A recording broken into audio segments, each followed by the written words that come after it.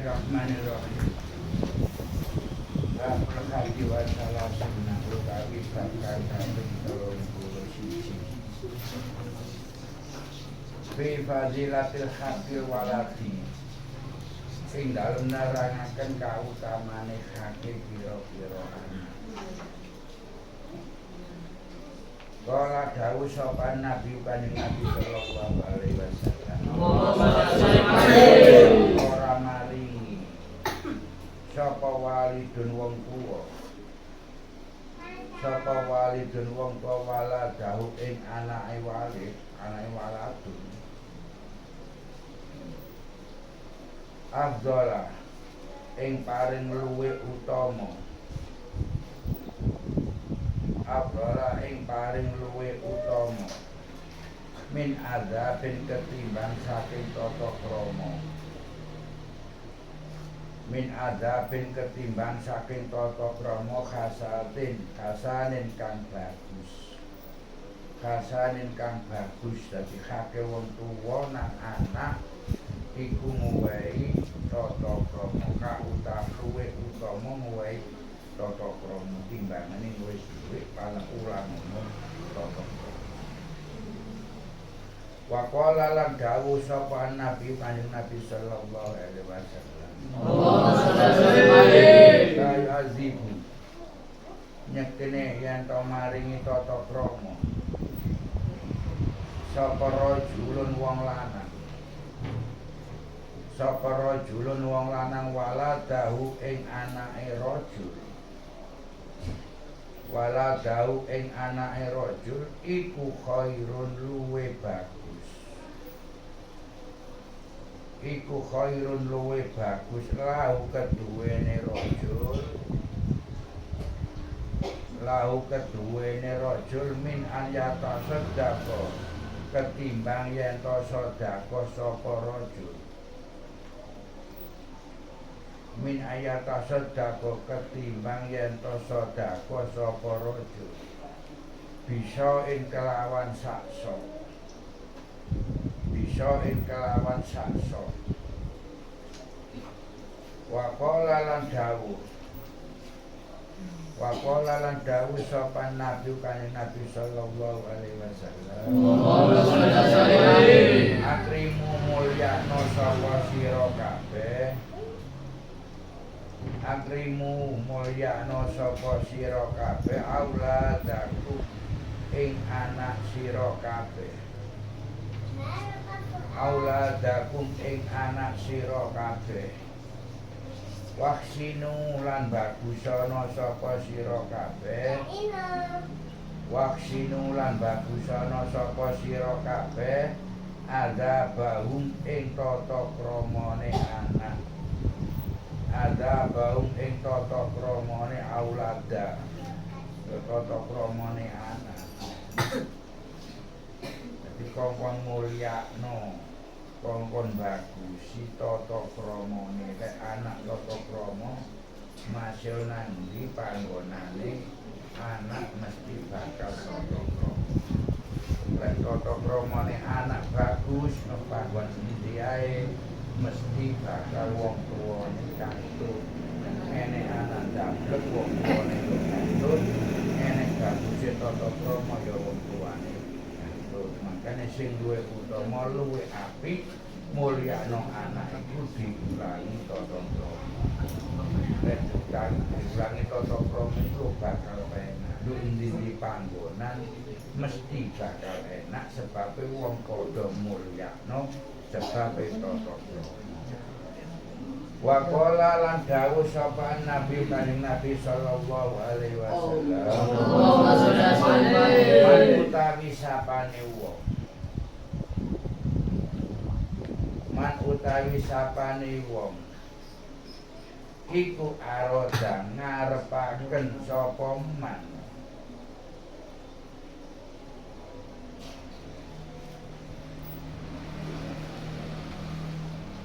Man utawi sapane wong iku aroda ngarepaken sapa man ayul hima ing yen to ngrupakaken man kasih dahu ing wong kang drengkeni wong kang gak seneng wong drengki Valyu azib mongko becik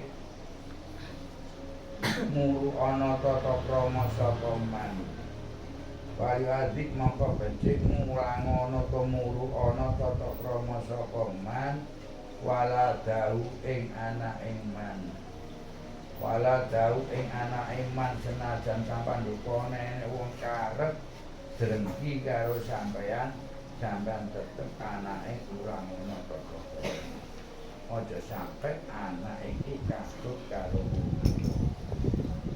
cara sampean duweni wong tuane duwe mungsuh ambek tanggane anak nek iso aja mung ulangi mungsuhan ulangono tata krama engko mesti bakal waras-waras dhewe dene wong tuane gak waras wong tuane wis tuwek ndang mate ala anake iku supaya dadi becik gak sak terus mungsuhan karo tapi nek gak mau tata krama sampai kurun pitu tetep permungsuhan makane kongkon Valyu azib kongkon ngulangi tata krama anake sampean supaya gak katut-katut melok mungsuhan gak katut-katut melok drengki nek mau dudono drengki ne anak mesti bakal katut terus waqala lan dawuh Waqala lan dawuh sapa Nabi Kanjeng Nabi sallallahu alaihi wasallam Nadorun utawi ningali ila wajil auladi maring raine wajahe pira-pira anak ila wajil auladi maring wajahe pira-pira anak bisukrin kelawan syukur disukrin kelawan syukur sampean muasno anake dhewe sampean bah masya anak sampean penceng bah anak sampean ndek metekel bapak muasno anake sampean sarana syukur sarana bersyukur iku kana dorin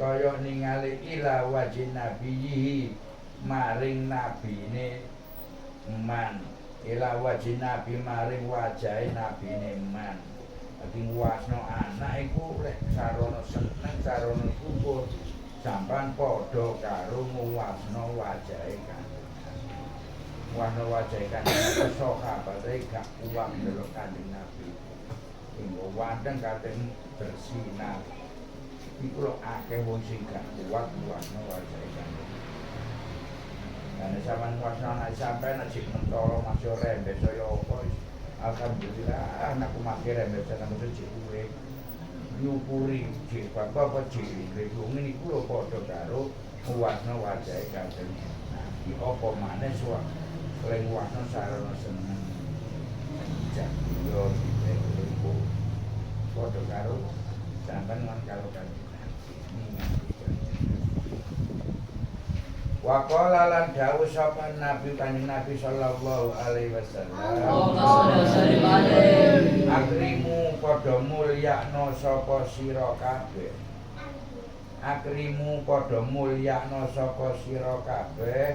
auladakum ing anak sira kabeh fa inna karomatan karena sedune mulyakaken pira-pira anak baina karomatal auladi karena sedune mulyakno pira-pira anak iku sitrun dadi aling-aling minan nari saking neraka dadi sampeyan iku termasuk itu kaaling-alingane sebabnya sampean mulyakno anake sampean. Sampean mulyakno anake sampean padha kealing-alingan ini neraka. Wis dimulyakno anak dipacet dapat barno mulyakno terus masa kalian dapat. Supaya nganti-ngalingi sampean kok neraka. Waqala lan dawuh Wa qala lan dawuh sapa Nabi Kanjeng Nabi sallallahu alaihi wasallam. Auladun utawi pira-pira anak. Auladun utawi pira-pira anak iku khirzun. Iku khirzun pangreksa. Iku khirzun pangreksa minan nari saking neraka. Iso ngreksa neraka. Wal aklu utawi mangan. Wal aklu utawi mangan ma'ahum sertane anak. Wal aklu utawi mangan ma'ahum sertane anak iku baro'atun bebasan to lebaran yo kene. Iku baro'atun lebaran. Lebaran minan nari saking neraka. Mangan bareng karo anak, makane anak iku diusahakno sedina pisan sak repot-repote sampean sedina pisan iku jaken mangan bareng. Siji sampean bebasan teko neraka, ping pindho iso njaga akhlake anak. Didelok teko mangane piye, oh kok mangane kok ngene. Dielingno iku padha karo njaga akhlake anak di samping sampean bebas sampai kok wakaromatu utawi mulyakaken anak.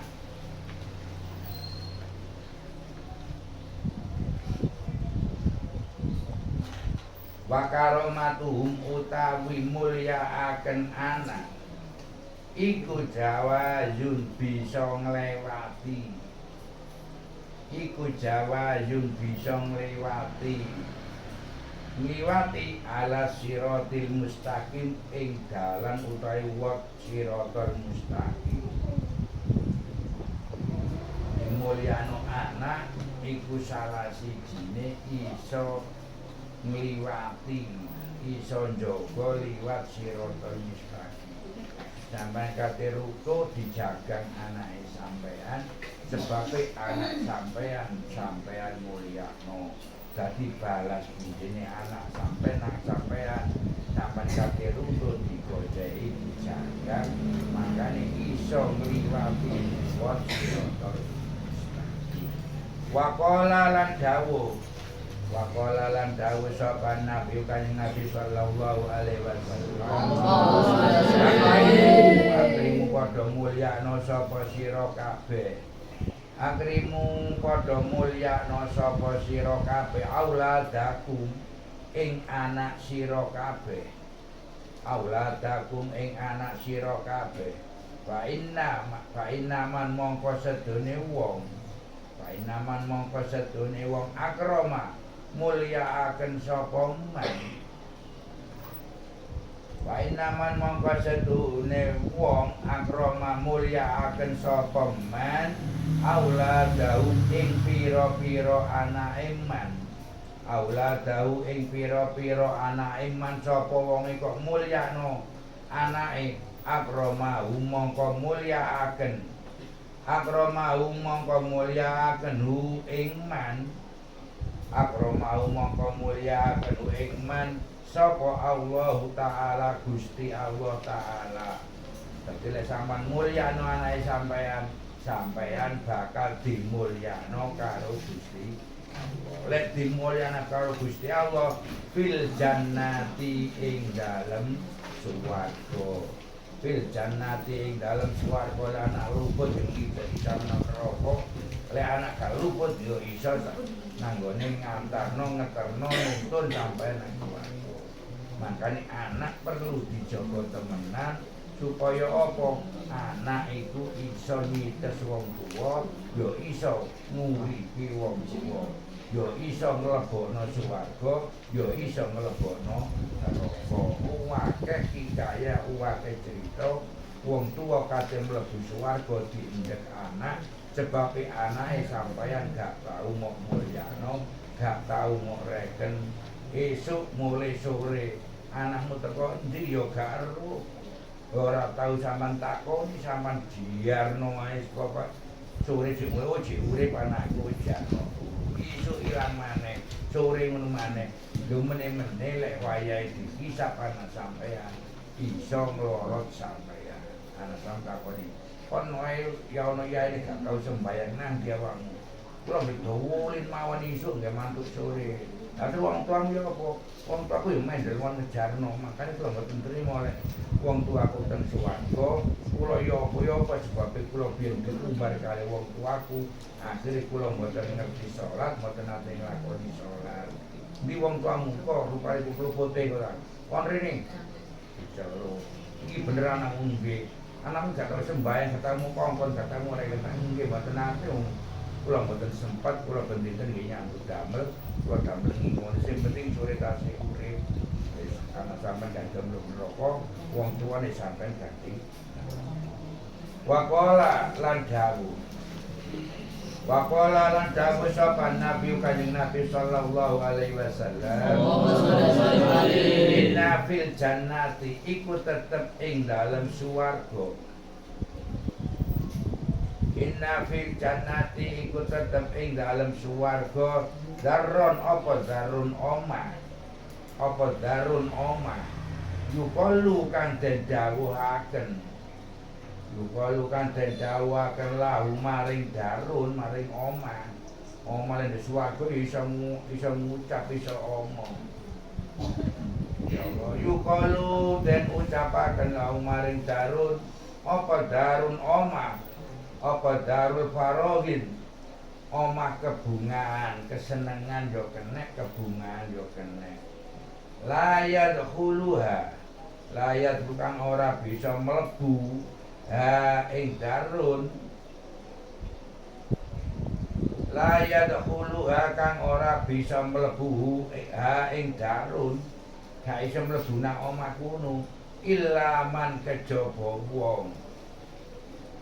Ilaman kejaba wong sing iso mlebu ilaman kejaba wong faroha kang bungahaken sapa man faroha kang bungahaken sapa man asibyana ing bocah cilike man asibyana ing bocah cilike man dadi sampean gak iso mlebu omah kuno lek sampean gak iso bungahno anak cilike sampean arek cilike sampean. Makanya arek cilik itu perlu dibungano, perlu disenengno. Sebab apa meneh-meneh sampean iso mlebu omah ing dalem swarga.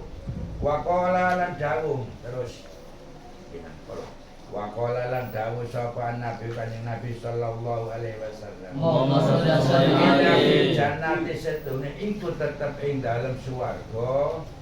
Inna fil jannati iku tetep ing dalem swarga. Apa darun omah.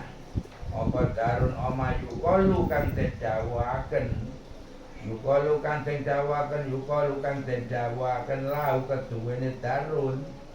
Lahu keduwene darun apa darun omah. Apa darul farohi dar omahe kebungahan. Layat khuluha kang ora bisa mlebu ing darun ilaman kejaba wong. Ilaman kejaba wong faroha kang bungahaken sapa man faroha kang bungahaken sapa man yatama ing pira-pira bocah yatim yatama ing pira-pira bocah yatim mukminina tegese mukmin mukminah tegese mukmin ene anak yatim tak wong kafir gak wajib bungano. Sing sampean wajib bungane iku anak yatim sing mukmin. Wong tuane mukmin, anake kudu sampean bungane. Babus sari sumutai bab kang kaping 30. Babus sani wasala sunah utawi bab kang kaping 32. Fi fadilati tawadhu'i ing dalem nerangaken kautamane tawadhu ya kene andhap asor ya kene. Kala dawuh sapa Nabi Kanjeng Nabi sallallahu alaihi wasallam. Man utawi sapane wong Man utawi sapane wong iku tawadhu utawa adab asor. Iku tawadhu adab asor sapa man lillahi krana Gusti Allah. Adab asore tawadhu ora krana sapa-sapa tapi krana Gusti Allah. Lek krana Gusti Allah rafa'ahu mongko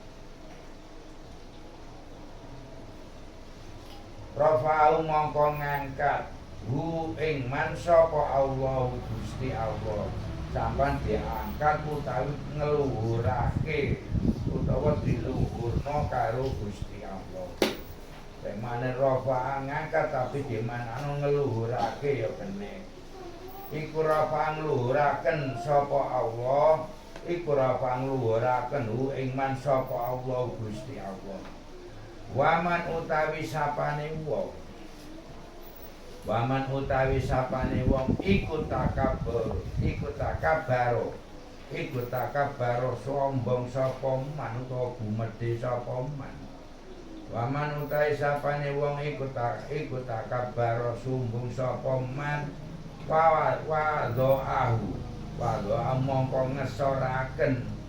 wadho'ahu mongko ngesoraken oleh maneh wadho'a nyereaken tapi di makna ngesoraken.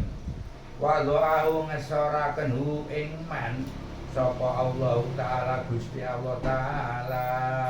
Dadi lek sampean sombong gumedhe Gusti Allah bakal ngesorno sampeyan.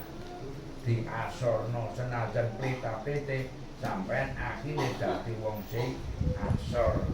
Duduk wong sing ngesorno tapi Gusti wa qala lan dawuh sapa Nabi Kanjeng Nabi sallallahu alaihi wasallam amin adamin ora ana utawi anak Adam.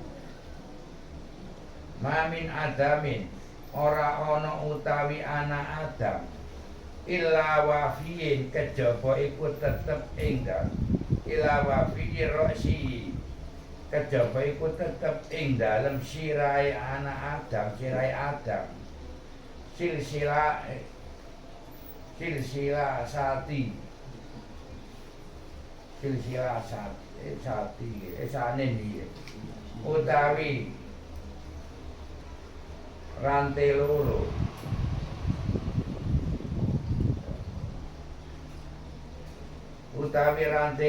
silsilatun utawi rantai kang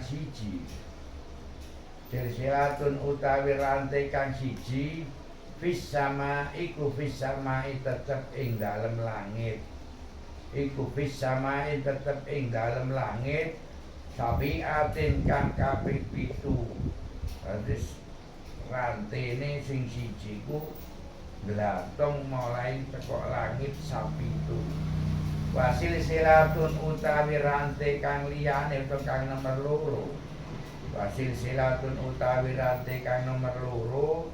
Fil ardi tetep ing dalem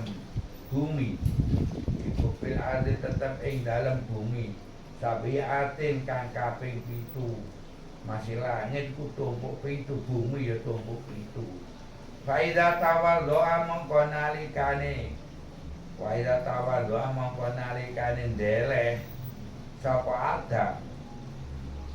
Rafa'ahu mongko ngangkat dikene rantene iki. Faida tawadho'a mongko nalikane ndeleh rantai sapa Adam. Rafa'ahu mongko ngangkat hu ing Adam sapa Allah Gusti Allah. Dadi digawe ngangkat rantene, digawe ngangkat, digawe liwat, digawe jembatan. Silsilati kelawan rantai ilas samai maring langit. Sabiatin kang kaping 7. Bisa manusa menek liwat rantai kuwi kena gawe wot munggah nang langit sapi itu. Faida takbaro mongko nalikane gumedhe, nalikane sombong to medhit ya kene. Wadho'ahu mongko ngasoraken hu ing Adam sapa Allah Gusti Allah. Bisil silatin kelawan rantai liyane. Bisilsilatin kelawan rantai liyane ila ardin maring bumi. Ila ardin maring bumi sab'atin kang kaping 7. Dadi nang ngene bumi ku tambah medun sampeyan, tambah mlebu. Asale nang dhuwur dhewe tambah mlebu sampai nang ngene bumi sak 7 medune sampe tambah medun kabeh.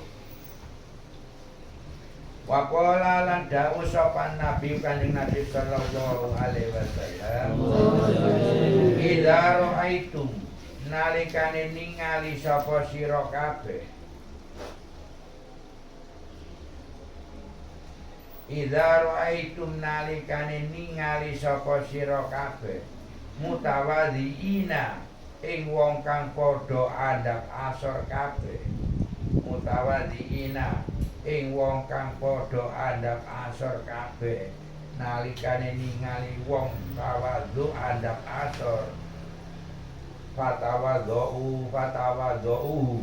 mongko tawadhu kaya kene mongko andhap asor sapa sira kabeh fatawadhu mongko padha andhap asor utawa tawadhu sapa sira kabeh lahum maring mutawadhiina Lahu maring mutawadhiina wong sing andhap asor mang sing jaman wasna wong kok andhap asor sampeyan yo kudu andhap asor nanggone sapa nanggone wong sing andhap asor nanggone sampeyan fa idza ra'aitu mongko nalikane ningali sapa sira fa idza ra'aitu mongko nalikane ningali sapa sira mutakabbirina ing wong kang padha sumbung-sumbung kabeh mutakabbirina ing wong kang padha sumbung-sumbung kabeh fatakabbaru mongko gumedya sapa sira kabeh fatakabbaru mongko gumedya sapa sira kabeh alaihim ing atase mutakabbirina alaihim ing atase mutakabbirina tapi sampean gak oleh ndisi sumbunge kok enek wong sumbung nang ngene sampeyan yo kudu numbungi wong iku supaya apa agamane sampeyan gak dipelehno agamane sampeyan gak diasorno sebab enek wong sumbung sampean iso numbungi Waqala lan dawuh sapa Nabi Kanjeng Nabi sallallahu alaihi wasallam tawadhu adab asara sapa sira kabeh tawadhu adab asara sapa sira kabeh adab asar ma'a mutawadhiina sertane wong kang padha adab asar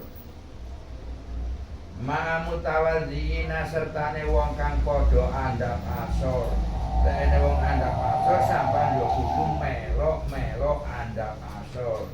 Sebab apa? Faina tawadhu krana setuhune andhap asor. Faina tawadhu krana setuhune andhap asor ma mutawadhiina sertane wong kang andhap asor. Mutawadhiina sertane wong kang andhap asor iku sedekahun sedekah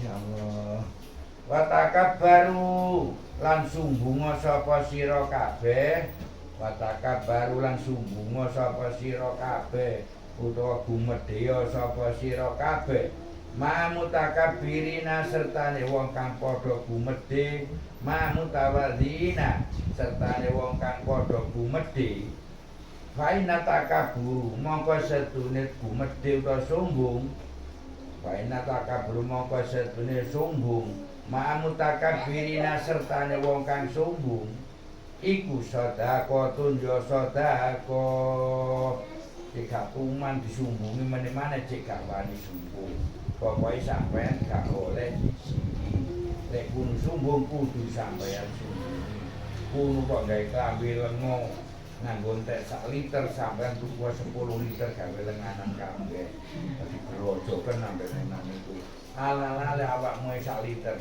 aku 10 liter tak gawe lenganan kabeh grojok nang awake ngumbungi nang wong sumbung iku termasuk yo sedekah makane lek masjid kok kalah apik mek gereja sampeyan kudu sombong masjid dandanono sing luwih apik timbangane gereja kanggo apa kanggo nyiriki waqala lan dawuh sapa nabi kanjeng Nabi sallallahu alaihi wasallam wekti sumbunga sapa sira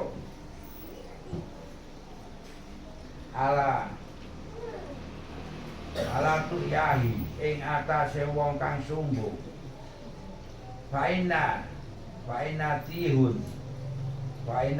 mongko setune sumbung ala tu yahin ing atase wong sumbung iku sedekahun ya sedekah wae sumbung-sumbungi ngono iku wae Waqala lan dawuh sapa Nabi kanjeng Nabi sallallahu alaihi wasallam. Rasul tawadhu'in utawi pokoke andhap asor, maksudane sirahe andhap asor ya pokoke andhap asor. Rasul tawadhu'i utawi pokoke andhap asor iku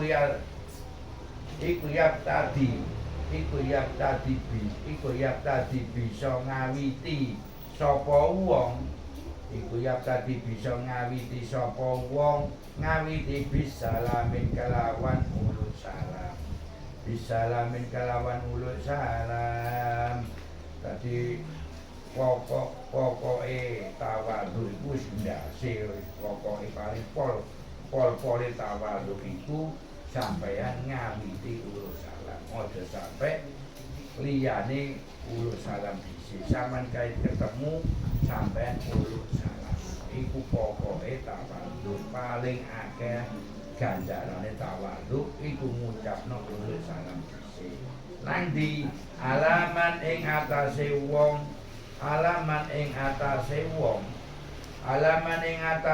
laqiyahu kang ketemu sapa man laqiyahu kang ketemu sapa man minal muslimina saking pira-pira wong Islam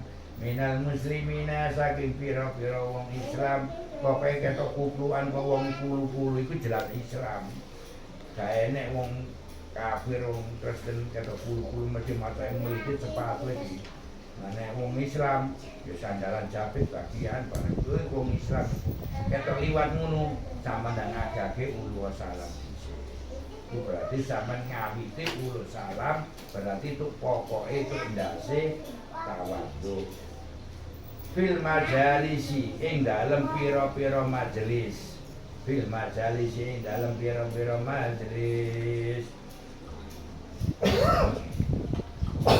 ya Allah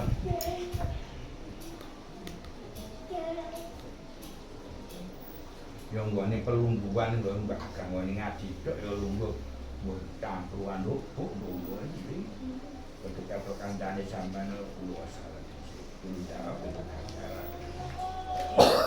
sing ulul salam itu katakan sing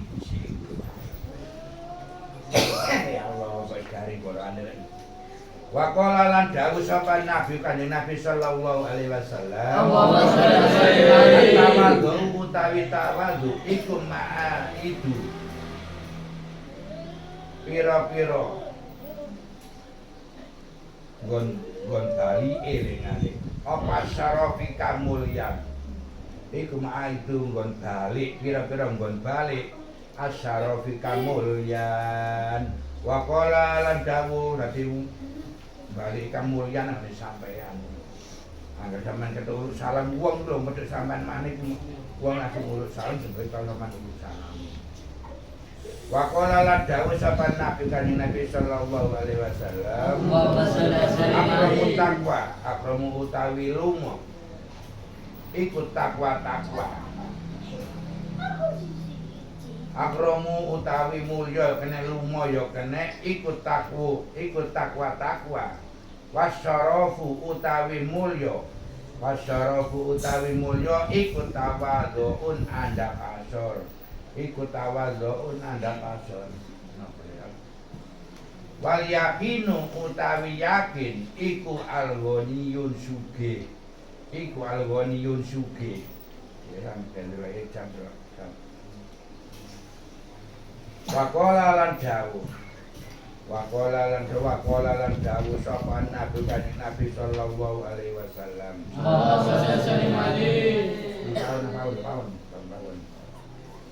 Tahun wonten ngarep. Kulo nikmatin utawi saben kenikmatan. Kulo nikmatin utawi saben kenduweni kenikmatan. Maksudun iku maksudun kang den sejo. Iku sahibuha wong kang duweni nikmat ila tawadhuun kejaba tawadhu kejaba andhap asor wis bali nang andhap asor kabeh wa qala lan dawuh sapa Nabi Kanjeng Nabi sallallahu alaihi wasallam atawadhu utawi tawadhu iku min akhlaqil anbiya'i setengah saking piro-piro akhlake para nabi.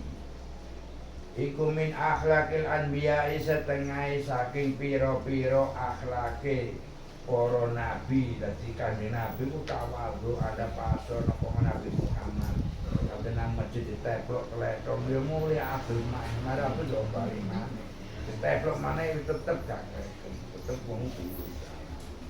Lan takabur yo apa? Watakabaru utawi gumedhe watakabaru utawi gumedhe iku min akhlakil kufari setengah saking budi pekertine wong kafir utawa akhlake wong kafir wal farohinati utawi para penghuni dalane wal farohinatin utawi para bolone penghunine kafir. Waqala lan dawuh sapa Nabi Kanjeng Nabi sallallahu alaihi wasallam man utawi sapane wong iku takabbar sumbung sapa man utawi sapane wong iku takabbar sumbung sapa man alal fuqara ing atase pira-pira wong fakir alal fuqara ing atase pira-pira wong fakir sampean sugih kok sombong nang wong melarat iku laknatullah iku laknallahu mongko nglaknati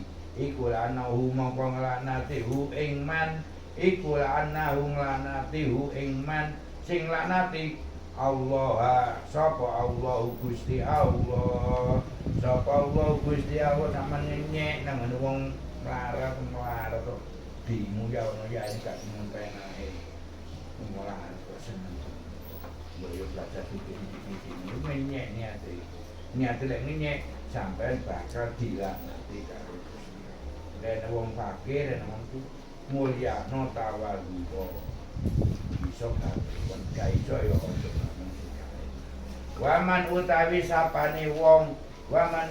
sapane wong ikut takabur sombong sapa man iku takabbaru sombong sapa man alal ulama'i ing atase wong alim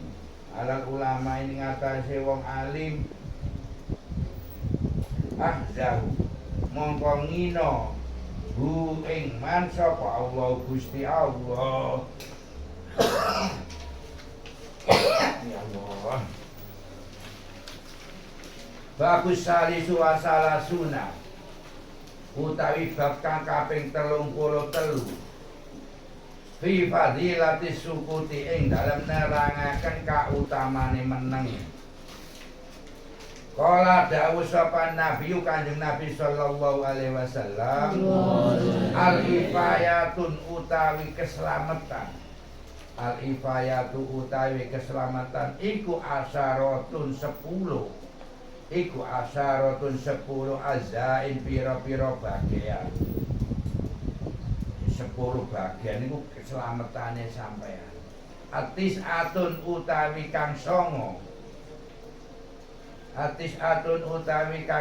iku fisumtin ing dalem meneng ati 10 keselamatan iku sing songo manggone nok meneng sampe meneng tok iku slamet gak meneng jotos wong barang Tapi ene wong setengah mendem sama ngomong gak jalo, yo perkara kan wong mlaku dapat ketok wis sikile geraya-geraya mau bedo pisan, gak selamat sama dipisu ya gitu. Itu termasuk gak selamat. Lah meneng wae tetok gak rumus bagaimana bagus ngomel bagus liwat geraya-geraya meneng wae yo selamat gak dipisu. Lah kudu nang ngomong paling. Dadi meneng iku songo iku sing keselamatan sampeyan. Wa asyiratun utawi kang kaping 10.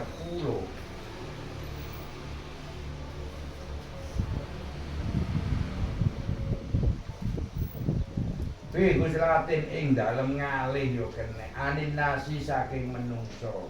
Ning ngarani nyingkrih yo ngalih. Anin nasi saking menungso ngalih yo wis slamet. Nek wong tawuran tambah nyedek yo kapuk tambahan ora ngalih yo merok. Wa qala la dawuh sapa nabi kanjeng Nabi sallallahu alaihi wasallam. Kulli sayin tetep keduwene saben suwiji-wiji.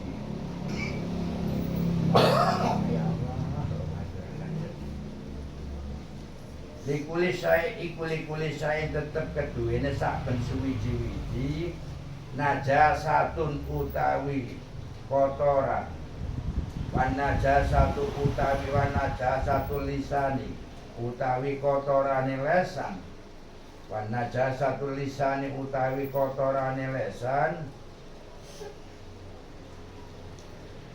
wanajasatu lisani utawi kotorane lesan iku badaatun omong kang ala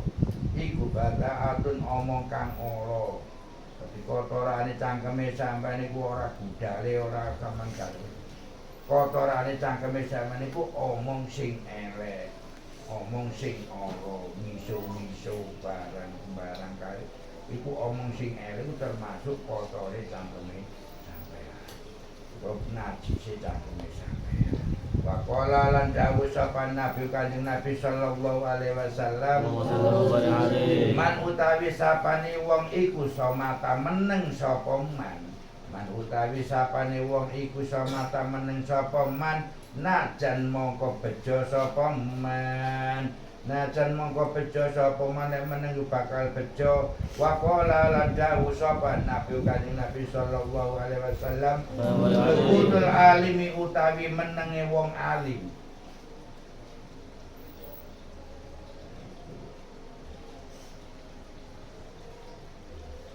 Sukudul alimi ya Allah. Sukudul alimi utawi menenge wong alim iku sayinun ala. Nek menenge wong alim wae nuture wae ngandani kok meneng ae. Kali dadi elek. Gak padha karo sampeyan kakak ngomong ganti sampeyan sing elek, tapi lek wong alim sing ngomong wong alim meneng ta wong alim sing elek. Wal kalamuhum utawi omonge alim iku zayyinun pepaes. Wal kalamu jahilin utawi omonge wong bodho. Wal kalamu jahilin utawi gunemane utawi omonge wong bodho iku sayyinun ala. Wasukutu utawi menenge jahil jahilun iku zayyinun pepaes. Dadi lewat goblok aja kakean cocot wis meneng wae iku pepaese sampeyan. Wis goblok nyocot ae dolan sampeyan. Nunggu nemen iki. Wis goblok yo meneng iku pepaese sampeyan. Nek sampeyan gelem meneng ae guru kabeh bakal rumoso ngesakno sampeyan. Wis goblok nyocot gurune gegeten kabeh. Kane elek lek goblok akan takung kuwi. Kalau meneng wae tadi pepaese sampeyan. Meneng manut ae. Bahwa yang masih gambah tumbang. Waqala lan dawuh sapa Nabi Kanjeng Nabi sallallahu alaihi wasallam aslul imani utawi asale iman. Aslul imani utawi asale iman iku sukutun meneng iku suputun meneng illa an dzikrillahi kejaba saking zikir nang Gusti Allah. Illa an dzikrillahi kejaba saking zikir ing Gusti Allah. Dadi asline iman iku pokok iman iku ya meneng kejaba zikir lambene iku ngucape ora ngucap liyane tapi ngucap zikir la ilaha illallah. Iku zikir. Meneng. Dadi maning ngono pala meneng mo. Lambene gak gelem zikir pala meneng wis slamet. Nek timane nganggo lambene sampah nek maneh-maneh lan kudu gawe pangeran. Nek tak gani zikire tambah luwih. Waqala lan dawuh sapa Nabi Kanjeng Nabi sallallahu alaihi wasallam. Meneng utawi meneng iku zayyinun pepaes. Iku zayyinun pepaes li alimin kedune wong alim. Wasitrun lan nutupi. Wasitrun lan nutupi li jahilin kedune wong kang bodho. Li jahilin kedune wong kang bodho. Wa qala lan dawuh sapa Nabi Kanjeng Nabi sallallahu alaihi wasallam. Kang pirang-pirang min kalimatin sebabe kalimat.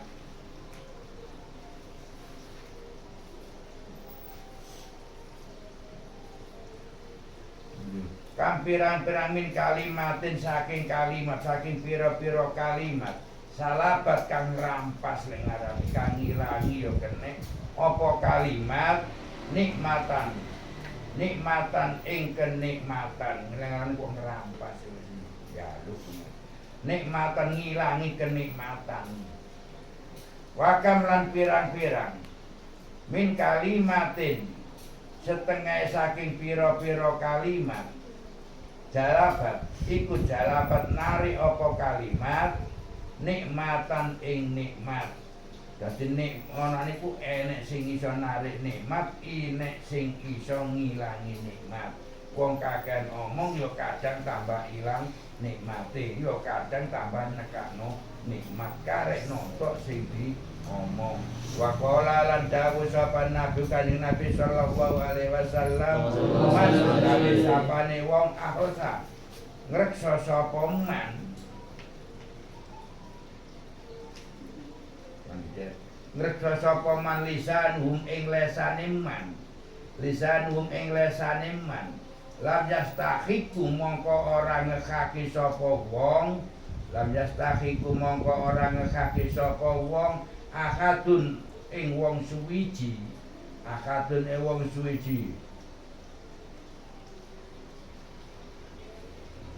muhannatu ing liyane man. Wa qala lan dawuh sapa Nabi Kanjeng Nabi sallallahu alaihi wasallam, al hikmatu utawi hikmah, al hikmatul asharatu utawi hikmah kang nomor 10 kang kaping 10 iku azain pira-pira bagian. Iku azain pira-pira bagian tis'atun utawi kang 9 minha saking asaro minha saking 10 songo sing karo situ fihus latin ing dalem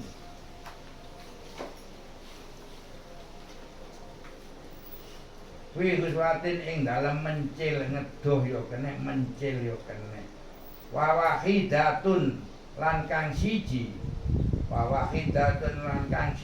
iku bisumtin ing dalem meneng.